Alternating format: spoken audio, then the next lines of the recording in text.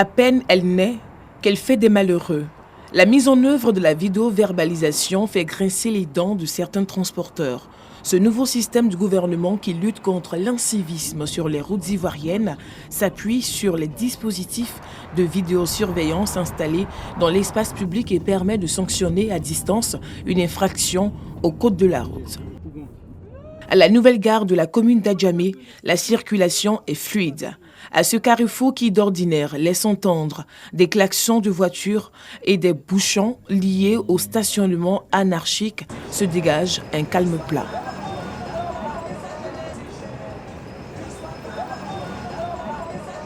À la gare, ces conducteurs manifestent leur mécontentement face à la mise en œuvre de la répression gouvernementale.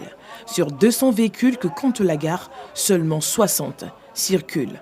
Une situation qu'ils jugent difficile à accepter. Depuis la sortie de la note, vraiment il est difficile pour nous de travailler. Et seul Dieu sait, un seul baka nourrit combien de personnes par jour. Et quand on regarde, au jour d'aujourd'hui, nous n'avons que 40% de nos véhicules qui roulent. Tous ces jeunes gens que vous voyez, c'est des conducteurs, des apprentis. Et ceux-là aussi ont d'autres personnes derrière eux.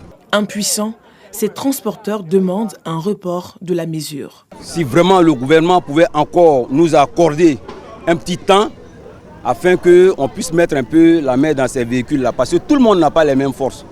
Et je parle aujourd'hui au nom même des propriétaires des véhicules. En route pour la commune de Yopougon, où on entend depuis 2 jours sur les réseaux sociaux des bruits de mécontentement de certains conducteurs. Fait étrange, les taxis communaux sont presque inexistants. Seuls quelques-uns en règle profitent de la fluidité de la circulation. Les conducteurs absents sont ici. Ils ont pris d'assaut ce service de duplicata de plaques minéralogiques et tatouages de Yopougon. Tous ont un souci avec leur plaque d'immatriculation. Un autre point important dans la répression du gouvernement. Il veut se faire entendre, jugeant la situation insupportable. Quand les gens viennent, on nous fait changer les plaques, alors que la plaque n'est pas foutue. Voilà. La plaque est valable. C'est la bande de sécurité qui est effacée. Et voici la bande de sécurité de l'autre côté. C'est une... Voilà ça. Voilà ça. C'est plastique. C'est plastique, on peut l'enlever. Voilà. Il suffit de demander seulement que je suis venu pour refaire ma bande de sécurité. Il y a son prix à part. On nous fait payer 14 000 francs pour changer nos plaques. Depuis 5 heures, on est là et personne n'a été reçu. Or, les gens que vous avez vus dedans là, ce sont les gens qui ont déposé depuis 3 jours. Oui. On dit depuis 3 jours, ils n'ont même pas encore reçu leur reçu. À plus forte raison, nous qui sommes là.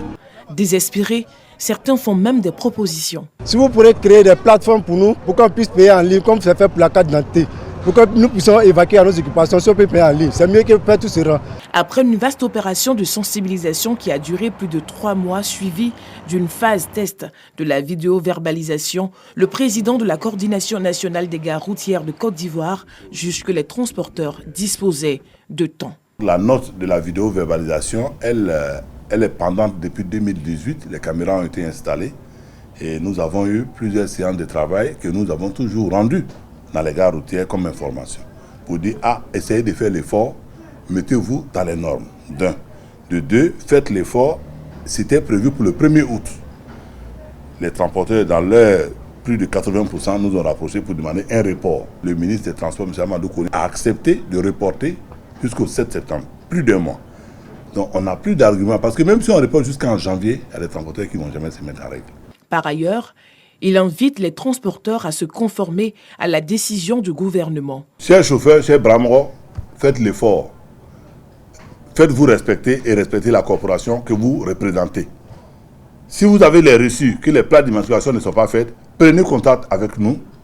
Nous avons demandé à M. le ministre des Transports, si le concessionnaire de l'État de Côte d'Ivoire qui imprime les cartes, les plaques d'immatriculation n'arrive pas à le faire, que l'État appelle d'autres pour que les cartes soient rapidement faites et qu'on vienne nous les poser sur nos lieux de travail. On manifeste pour la légalité et pour la loi. On ne manifeste pas dans le faux, c'est une honte. Ce sont entre 6 000 et 7 000 infractions qui ont été notifiées par SMS à leurs auteurs, seulement pour les journées du 7 au 8 septembre, selon le préfet de police d'Abidjan, Dosso Siaka. Il indique également que 236 véhicules, 125 motos et 29 tricycles ont été immobilisés et mis en fourrière par ces services. La métropole compte 140 radars, un nombre que le gouvernement entend porter à 200 d'ici la fin de l'année. L'annonce a été faite ce mercredi par le comité de veille sanitaire. Dès ce jeudi 9 septembre, c'est la mixité des doses AstraZeneca et Pfizer. 500 000 personnes étaient en attente de leur deuxième dose. Comme vous le savez, nous sommes à tension de doses d'AstraZeneca sur le marché mondial et il a été acté par le ministère de la Santé et de l'Hygiène publique, par le gouvernement ivoirien, de la mixité des doses en fonction des données scientifiques que nous avons et de la conservation de l'efficacité lorsqu'on ferait 2 doses avec des vaccins différents. Cette mixité de doses veut dire que pour les personnes qui ont reçu le vaccin AstraZeneca, elles pourront recevoir une dose de Pfizer. Et cette extension de dose entre 6 et 8 semaines permettrait d'atteindre un meilleur taux d'anticorps avant de faire la seconde dose pour une protection durable. De nouvelles stratégies ont été mises en place pour améliorer l'offre vaccinale, notamment l'allongement de la durée d'ouverture des sites de vaccination. Nous avons constaté qu'il y avait un retard à l'ouverture des sites et les sites de vaccination seront ouverts à 8 h et fermeront à 18 h. Il faut que toute personne qui désire se faire vacciner ait l'opportunité de se faire vacciner. Les sites de prise en charge dédiés aux cas positifs sont saturés avec un taux d'occupation des lits de 95% voire 100% dans cette troisième vague. Pour pallier cette situation, nous allons ouvrir le site d'Anyama, c'est un site de 145 lits et le ministère de la Santé et de l'Hygiène publique, de la couverture maladie universelle va aussi étendre l'offre de prise en charge dans les structures périphériques, c'est-à-dire dans les hôpitaux généraux de Koumassi, Marcory, Port-Boué, Abobogar, Bingerville, Adjamé, en offrant 3 par hôpital en 2 et 3 lits d'isolement. On mettra les capacités d'oxygénation et de prise en charge. La priorité pour cette maladie, c'est l'oxygène.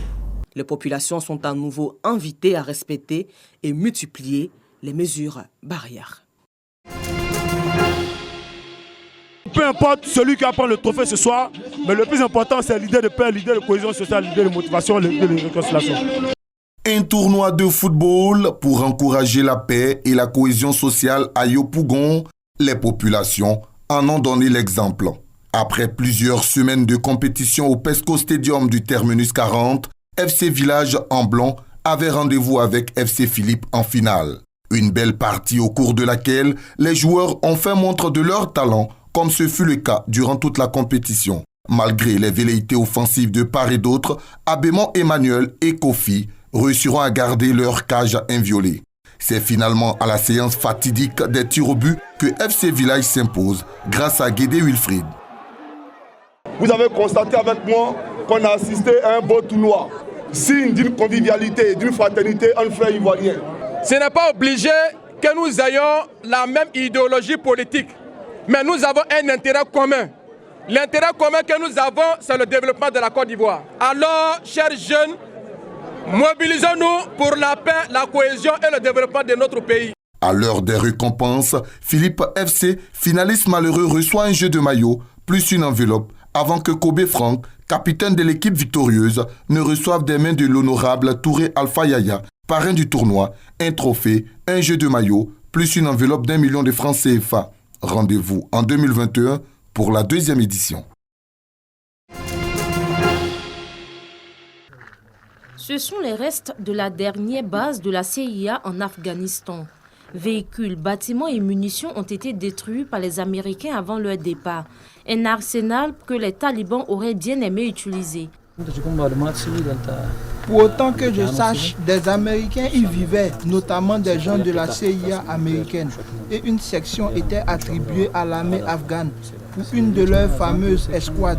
Les deux avaient des sections séparées. Ils ont tout détruit. Tout ce qui pouvait être utile a été détruit par eux. Depuis leur prise de pouvoir le 15 août, les talibans veulent montrer qu'ils ont changé. Mais leurs promesses peinent à convaincre la communauté internationale et une partie de la population. Dans les années 1980, ils avaient imposé un règne fondamentaliste et brutal.